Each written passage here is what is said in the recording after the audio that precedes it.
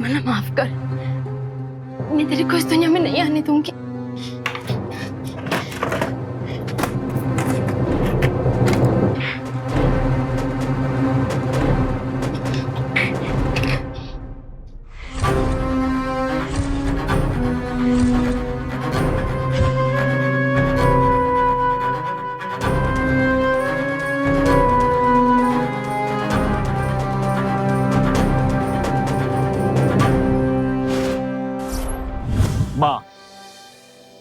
माँ वो होती है जो हर मुश्किल का सामना करके अपने बच्चे की रक्षा करती है, लेकिन ये माँ अपने बच्चे को इस जिंदगी में लाना ही नहीं चाहती थी, यहां तक कि उसे अपनी खुद की जिंदगी तक प्यारी नहीं थी। नमस्कार, मैं श्रेयस सरपदे सावधान महाराष्ट्र फाइट बैक नाउ में आप सभी का स्वागत करता हूं। महाराष्ट्र भूमि है अपने मान सम्मान, अपने हक के लिए लड़ने वालों की, शिव छत्रपति जैसे महान वीरों की। आज अपना महाराष्ट्र हर क्षेत्र में प्रगति कर रहा है, पर अनफॉर्चुनेटली क्राइम की जड़ें भी यहां बहुत गहरी है। सरकारी आंकड़ों के अनुसार साल 2013 में पूरे महाराष्ट्र में हिंसक अपराध के लगभग 30,000 मामले और महिलाओं के प्रति जुर्म के लगभग 26,000 मामले सामने आए हैं, जो पिछले साल के मुकाबले बढ़ गए हैं और यह वाकई में चिंता का विषय है। सावधान महाराष्ट्र फाइट बैक नाउ के जरिए हमारी एक कोशिश है कि हम सब महाराष्ट्रवासी जुर्म के खिलाफ एक साथ खड़े हो जाएं, ताकि हमारा ये स्टेट एक क्राइम फ्री स्टेट कहलाए। अभी अभी हमने देखा कि एक औरत की गोद भराई हो रही थी, पूरा परिवार आने वाले बच्चे की खुशी मना रहा था, लेकिन ये माँ उस बच्चे को इस दुनिया में लाना ही नहीं चाहती, यहां तक कि वो अपनी खुद की जान देने के लिए तैयार है। आखिर क्यों? ऐसी क्या परिस्थिति थी कि एक माँ को ऐसा करने पर मजबूर कर दिया? क्या वो अपराधी थी या किसी अपराध की शिकार थी? जानने के लिए आइए देखते हैं महाराष्ट्र की एक चौंका देने वाली घटना।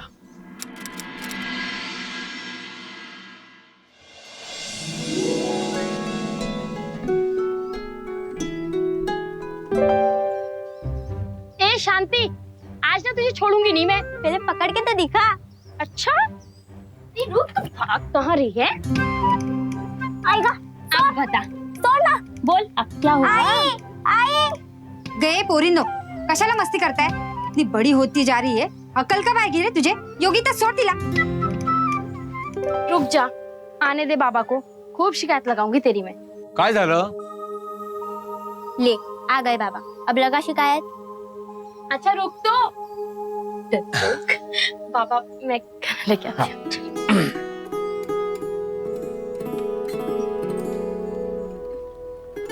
बाबा तुमने खाया क्या? हाँ बाबा। और तेरी टोपली बना के हो गया क्या? हाँ बाबा, वो हो गया। लवकर कर। हाँ? हाँ।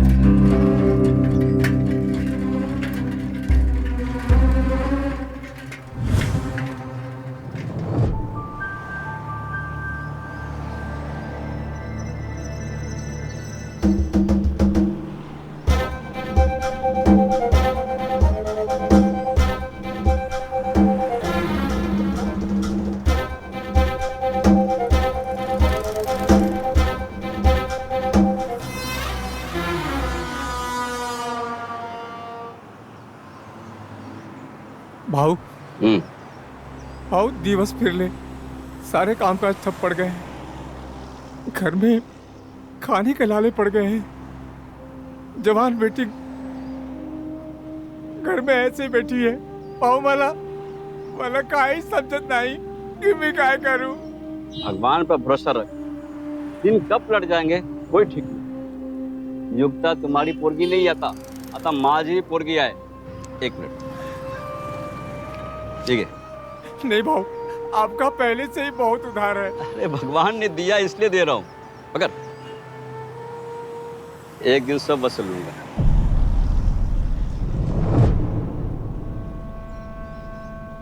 कुछ बात हुई गणपत काका से बाबा काम को लेकर?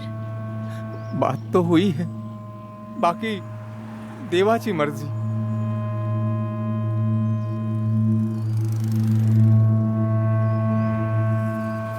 ये सेठ के वहां से कुछ खाने पीने का सामान लेके घर जा. मैं कुछ काम पड़ा के आता हूँ. जी बाबा.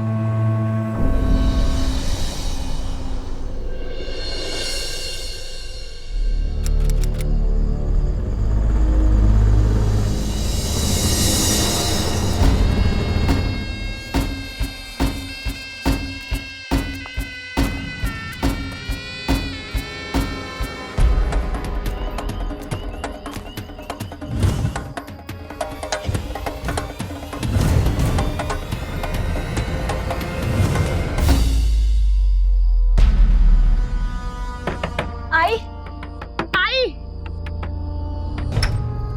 अरे योगिता, तू काय झालं? तू इतनी डरी हुई क्यों है? आई वो मेरे पीछे कोई था. हाँ मैं बघतो. नहीं बाबा, मुझे बहुत डर लग रहा है. यहाँ तो कोई नहीं है. सच में कोई था बाइक पर मेरे पीछे पीछे आ रहा था. अरे देवा, जवान लड़की को इतनी रात में अकेले नहीं छोड़ना चाहिए था. चल घरात चल बघू. चल.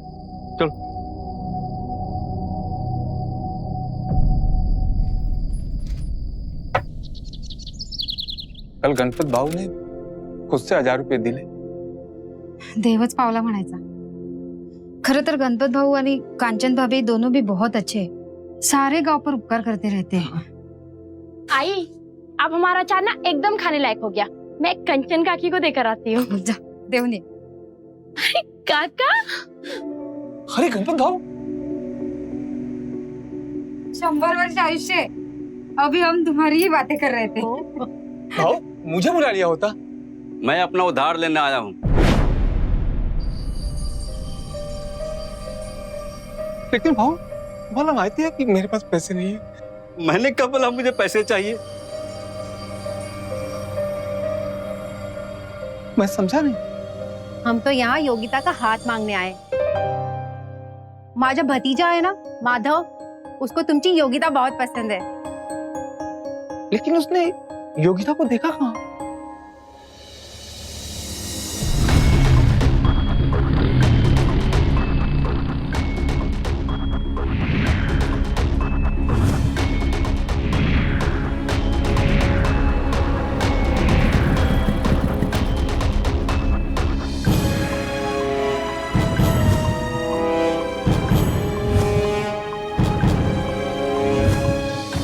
सोन्यासारखं स्थळ आहे.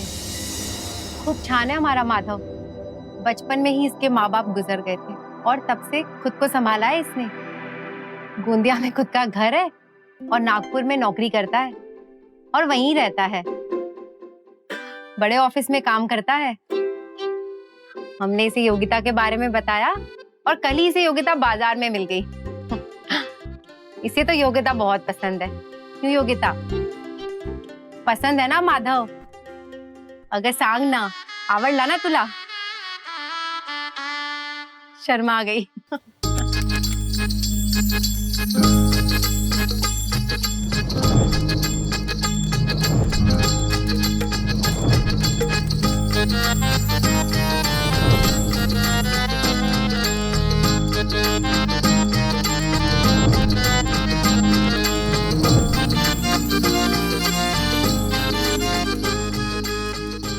लॉका कर बेटा, बस निकलणार.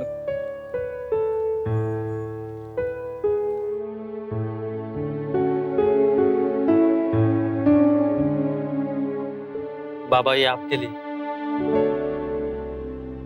बेटा उल्टी गंगा ना भाओ. अरे तुम जवाई हो मेरे, मुझे तुम्हें देना चाहिए.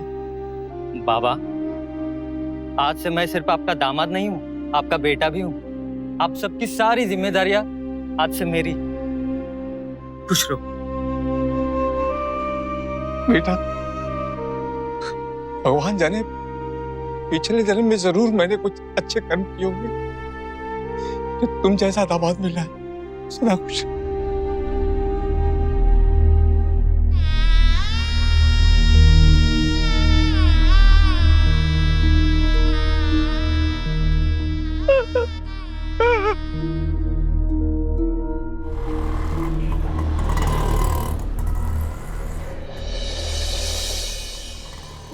योगिता एक नई नवेली दुल्हन की तरह कई सारे सपने बुनकर अपनी नई जिंदगी में कदम रखने जा रही थी। बहुत खुश थी वो और उसके घर वाले भी। पर क्या वाकई में उसका यह सपना सच होने जा रहा था या उसकी शादी एक बुरे सपने में तब्दील होने जा रही थी?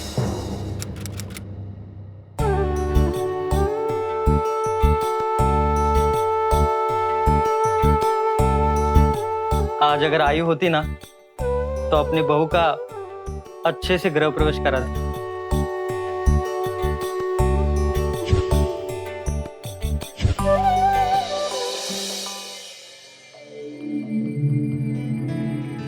माफ करना, जाते वक्त सोचा नहीं था कि मेरे साथ और भी कोई आने वाली है। मुझे बस 1 मिनट देना, मैं अभी सब ठीक कर देता हूँ।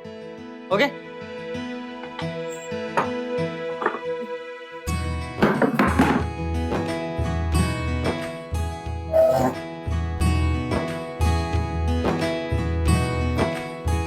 ए, रुक, ये मुझे दे दो।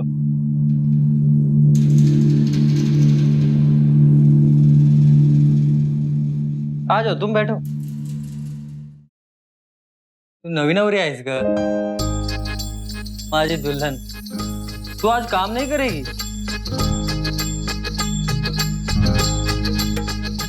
ऐसे क्या देख रहा है? क्या दिखती है रे तू? अच्छा, तभी मेरा पीछा करता था। जब तुझे पहली बार देखा ना तभी मैं समझ गया था तू बड़े काम की चीज है। अपनी बीबी को कोई काम की चीज कहता है? सर,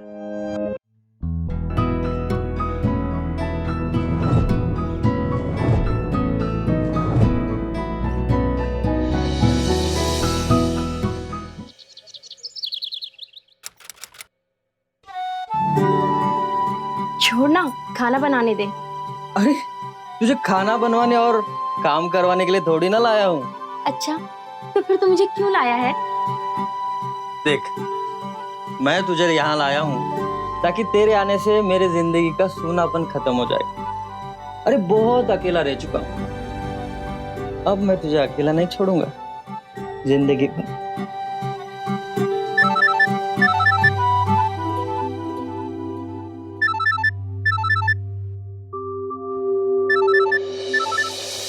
लाख में फाइनल कर लो।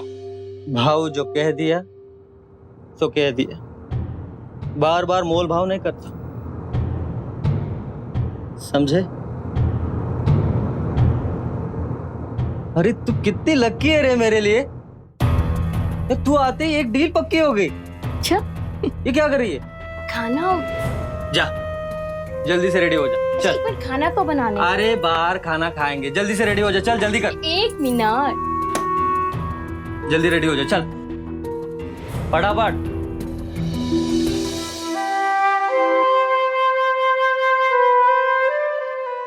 चला। अरे ये क्या कपड़े पहने तूने, गवारों जैसे? शहर में आ गई है तू, अभी ऐसे बाहर जाएगी? मेरे पास तो यही एक अच्छे कपड़े हैं। अरे मैं तो मजाक कर रहा था। ये देख, तेरे लिए मैं गिफ्ट लाया हूं। ये तेरे लिए। मेरे लिए? नहीं, पड़ोसी के लिए। चल पहन क्या।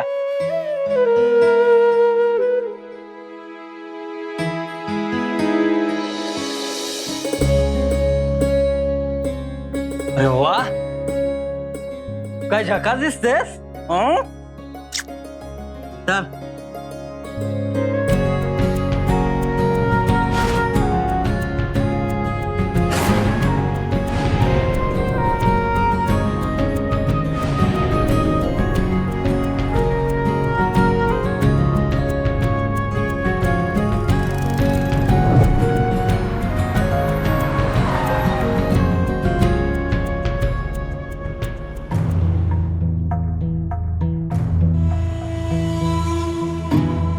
तू इधर खा, मैं अभी आता हूँ। हाँ,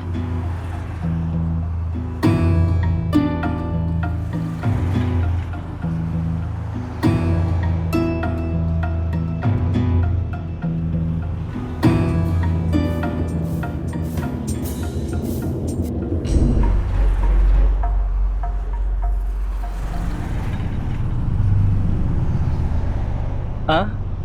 कौन था वो? अरे वो मेरा पहचान वाला था, पहले मैं उसके साथ काम करता था। मुझे वो अच्छा नहीं लगा, कैसे घूर घूर के देख रहा था मुझे। तुम्हें कोई अच्छा लगता है क्या? लगता है ना तू। चल घर चल, मैं तुझे दिखाता हूँ। तू भी ना।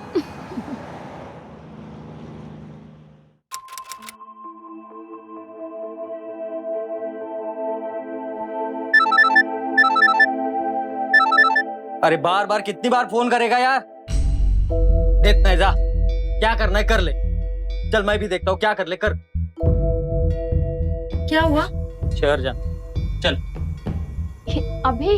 हाँ इसी वक्त, अभी लेकिन क्या अभी? ये चल खाना- जल्दी रेडी हो जा, चल। खाना लेकिन बंद कर दे, चल एक- जल्दी से रेडी हो जा, चल।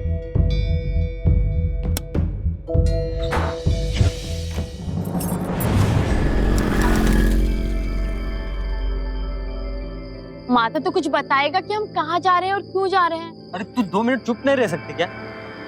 तो चुप तुम।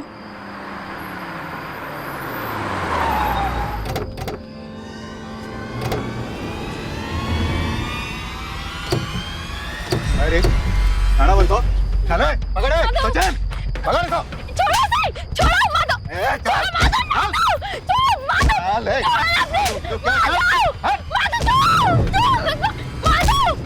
माता को क्या? ले जा रहा माता। माता को छोड़ो ना। माता को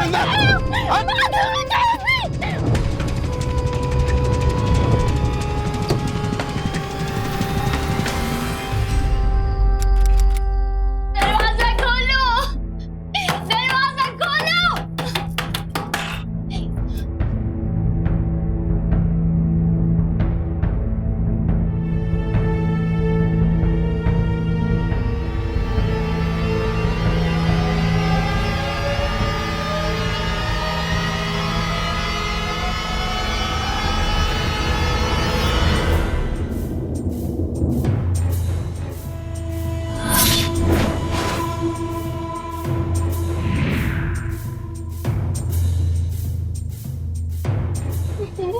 मुझे जाने दो, मुझे जाने दो।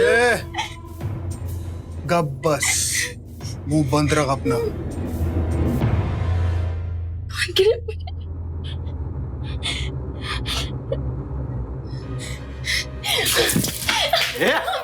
मुझे जाने दो, मुझे जाने दो। ये क्या कर रहे हो?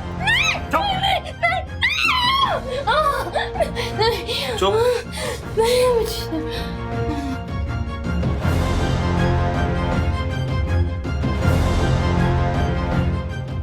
शादी के लिए तैयार करो इसे। जी दादा। ओम स्वस्ति न इंद्रो बृहस्रवाः स्वस्ति न पूषा विश्ववेदाः स्वस्ति न तारिक्षो अरिष्टनेमि स्वस्ति न बृहस्पतिर्दधातु।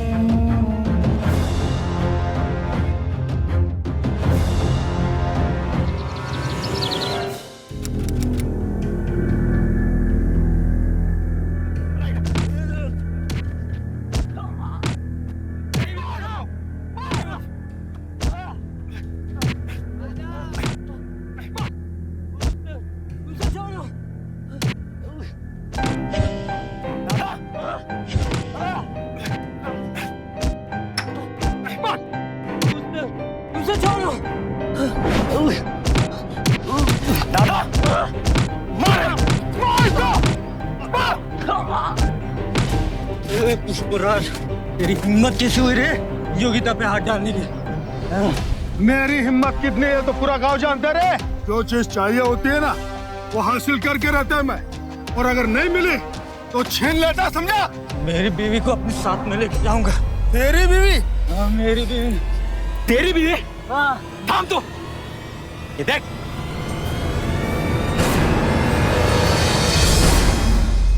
दादाजी बाइको है, पूरे गांव के सामने इनकी शादी हुई, तेरी भी बोलता है तू? तेरी भी क्या हो रहा है? बहुत प्यार मना रहा है।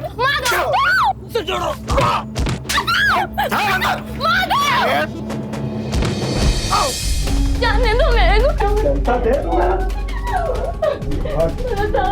माधव के पास जाने दो साहब। बस अब एक आवाज और निकाली तो मेरे आदमी तेरे माधव को मार देंगे। नाना साहब ऐसा मत करना साहब, मेरे माधव को कुछ मत करना, मैं कुछ नहीं बोलूंगी। तेरे नसीब का फैसला हो चुका है, पूरे गांव के सामने तेरी शादी हुई मेरे साथ। बहुत इज्जत है मेरा ये गांव में, और दूसरा बीवी आने के बाद मेरा इज्जत और बढ़ गया। कोई आके मेरा इज्जत पे हाथ डाले ये मैं होने नहीं देगा। अगर तूने यहाँ से भागने की कोशिश की या किसी को भी सच्चाई बताने की कोशिश की तो तेरे माधव को मार दूंगा, और उसके साथ साथ तेरे घर वालों का जीना भी हराम कर दूंगा मैं। छोटी बहन है ना तेरे को, धंधे पे बिठा दूंगा उसको। नहीं नहीं नहीं, नहीं ऐसा कुछ मत करना, मैं वो सब करेंगे जो बोलोगे साहब, मैं वो सब करूंगी, मैं किसी को कुछ नहीं बताऊंगी। मेरे माधव को, मेरे घर वालों को कुछ मत करना।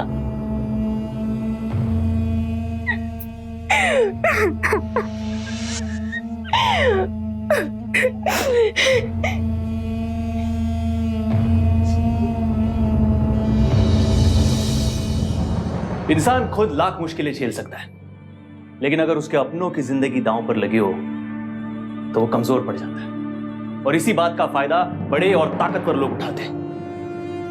योगिता के पास अब पुष्पराज की बात मानने के अलावा और कोई चारा नहीं था, क्योंकि उसके घर वालों की जिंदगी खतरे में थी। माधव उसके लिए उम्मीद का वो सहारा था जो उसे इस नर्क से निकाल सकता था, लेकिन फिलहाल वो अकेली थी, मजबूर थी। क्या योगिता इस नर्क से निकल पाएगी?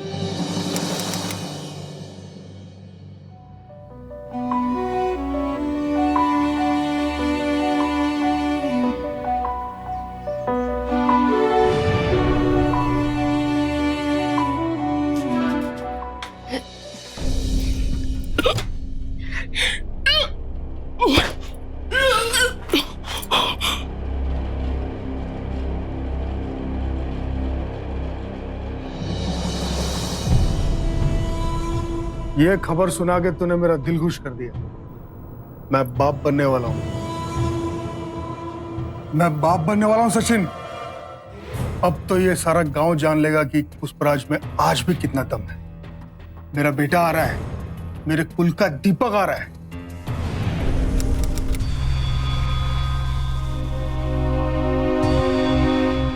ले भारी भाऊ, आपने तो कमाल कर दिया।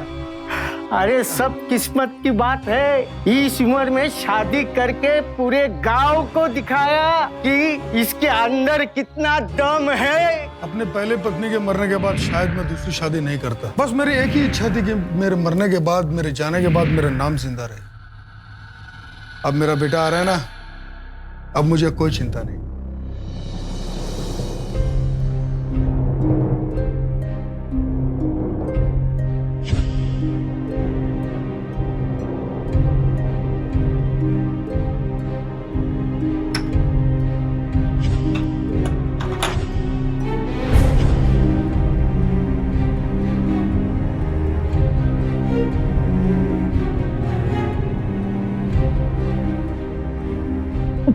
बड़ा मना माफ कर, मैं तेरे को इस दुनिया में नहीं आने दूंगी। भले मुझे उसके लिए भी जान देनी पड़ी। खोलो दरवाजा। दादा आला।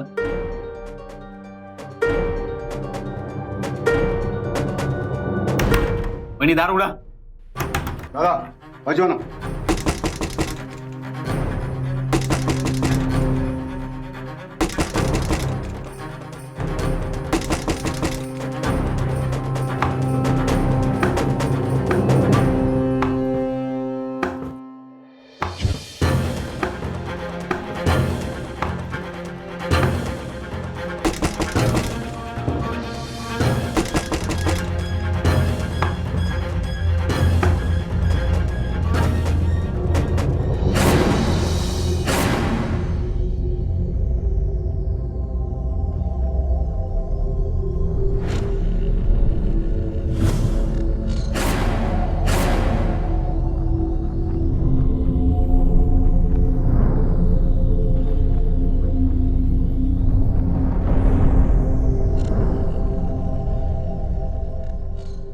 बुला।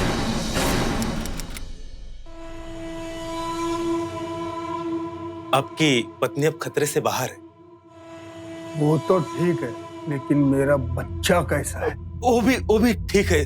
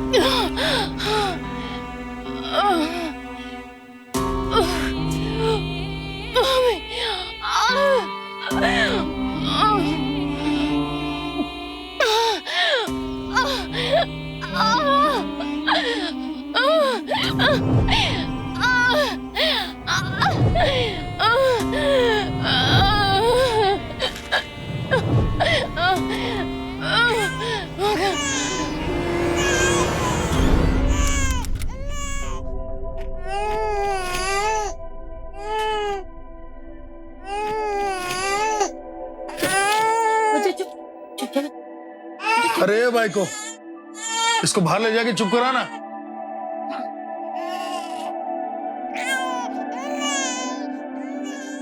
ले ले ले ले ले ले तो बच्चा चुप चुप चुप चुप चुप चुप चुप चुप आओ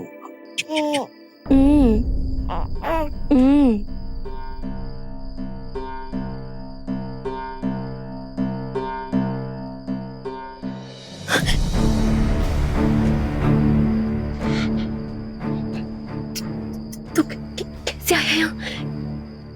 कैसा है रे तू? तुझे पता उसने मेरे साथ क्या क्या किया? कुत्ते को तो मैं देख लूंगा। तू भी इस बच्चे को रख और चल जल्दी। जा यहाँ से, जा माता कोई आ जाए। तू भी मेरे साथ चल। नहीं माता भी कोई आ रहा है, जा लौकर माधव कोई आ रहा है, जा भी। मैं जा रहा हूं। लेकिन सुन, कल रात गांव के कुएं के पास मैं तुम्हारा इंतजार करूंगा। तुम किसी भी तरीके से आ जाना, अकेले, समझी? चल मैं चलता हूँ।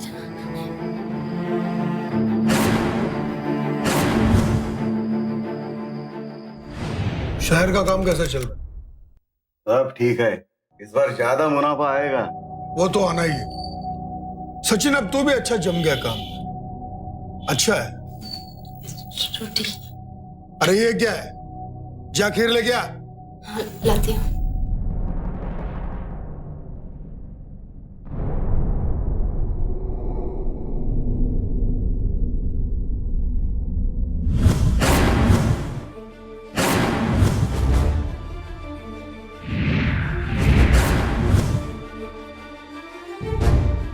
अरे लवकर ला। हाँ जी लाई।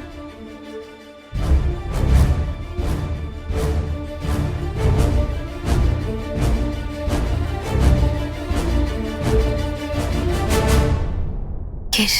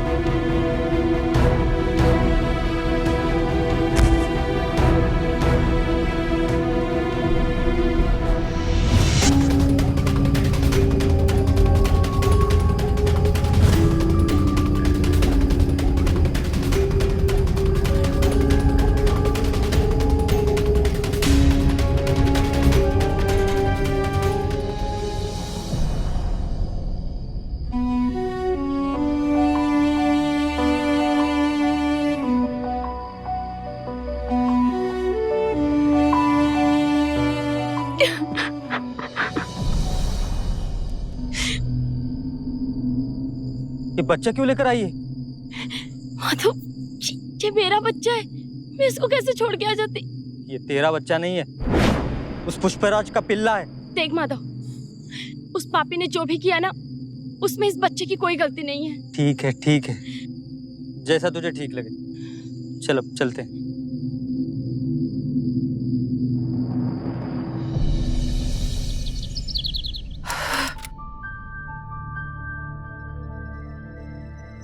माधव, हम इस नए घर में क्यों आए हैं? मैं तुम्हें उस पुराने घर में नहीं रखना चाहता। उस पुष्पराज के आदमी कभी भी वहां पर आ सकते हैं। शाम तक हम चले जाएंगे, तू चल मेरे साथ। अभी कहाँ? चल के इस बच्चे के लिए और तेरे लिए थोड़ा सा सामान खरीदते हैं। चल।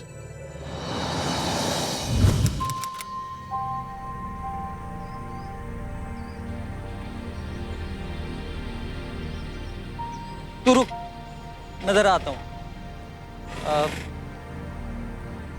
ला, तू थक गई होगी, मुझे दे दे। दे दे मुझे, मैं बस अभी आया। आता हूँ।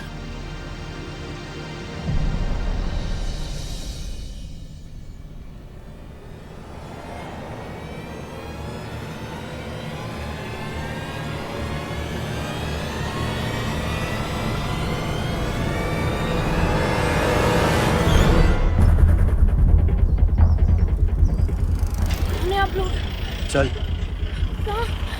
मैं कहीं नहीं जाऊंगी। चल यहाँ से। तेरे पति से मैंने पूरे 3 लाख रुपए ले, समझी? चल।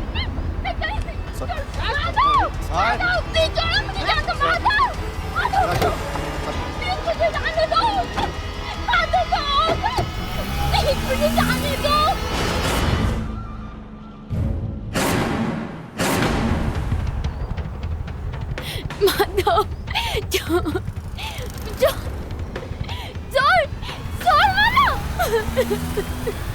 माधव, जाने दो मुझे, जाने दो।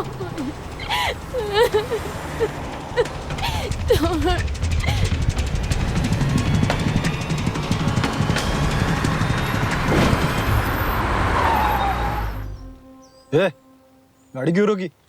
आओ, सामने पुलिस है।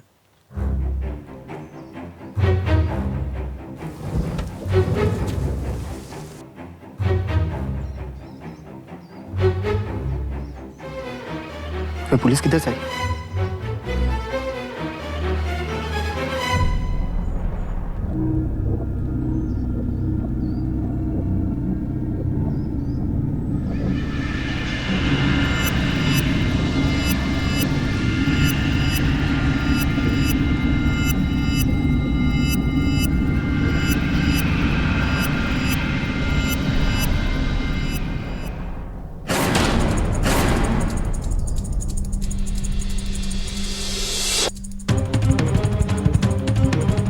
आओ, संभल के, सामने पुलिस है।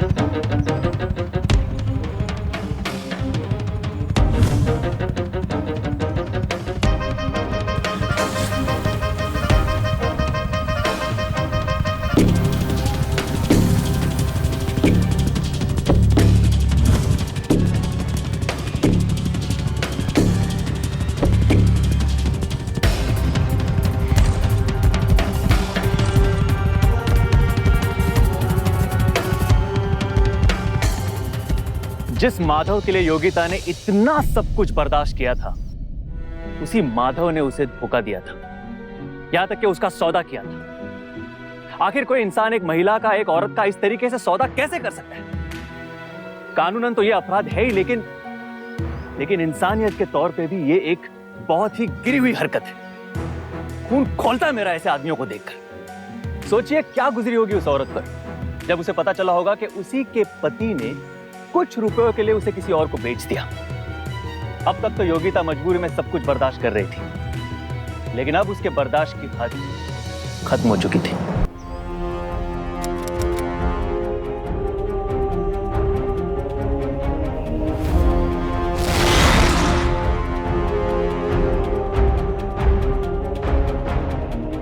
हम तो यहाँ योगिता का हाथ मांगने आए। पसंद है ना माधव? तू कितनी लकी है रे मेरे लिए, तो तू आते ही एक डील पक्की हो गई। कौन था वो? अरे वो मेरा पहचान वाला था। मुझे जाने दो। गब्बस, मैंने खुद अपने हाथों से अपनी पहली पत्नी को मार डाला था। चल चल यहाँ से, तेरे पति से मेरे पूरे 3 लाख रुपए ले, समझी? चल।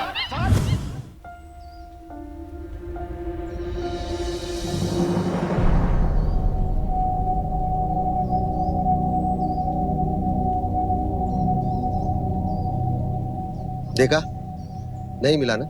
कहां कहां ढूंढेगी उसे? अरे उसका तो धंधा ही ये है। ऐसे लोग इतने आसानी से नहीं मिलते, उसे हम ढूंढ निकालेंगे। चलिए, आपको हम आपका घर छोड़ेंगे। नहीं इंस्पेक्टर, मैं अपने बच्चे को लिए बिना कैसे जाऊंगी? मैं उसे ढूंढूंगी हर जगह।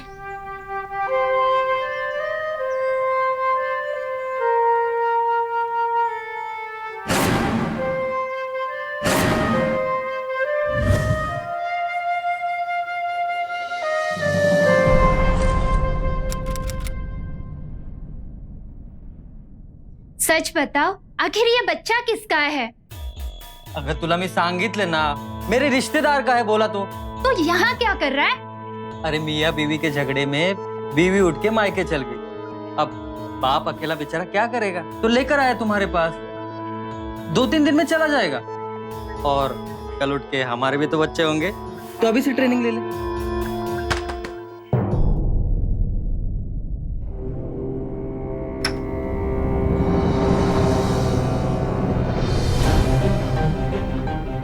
कौन है?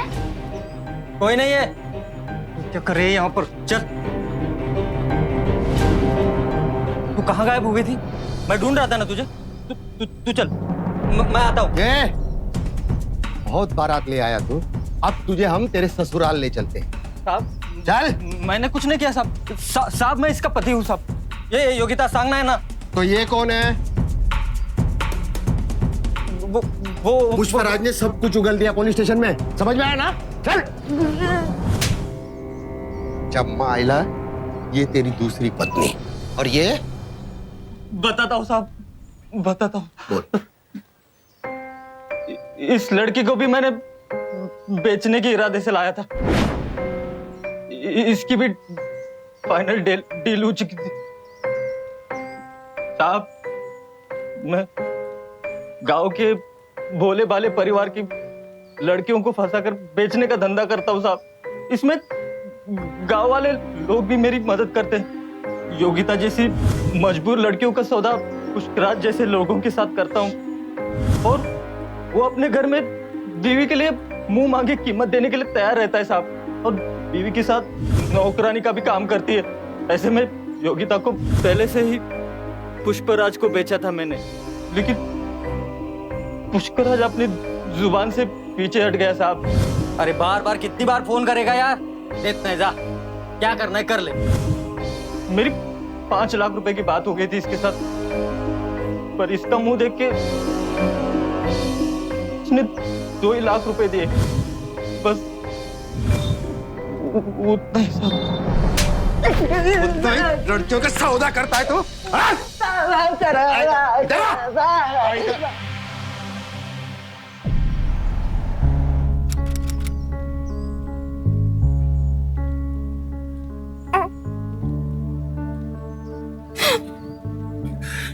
ताई, जो होना था वो हो गया। अच्छा क्या कि उस पापी को तूने पुलिस के हवाले कर दिया, वरना पता नहीं वो बदमाश कितनी सारी लड़कियों की जिंदगी खराब करता।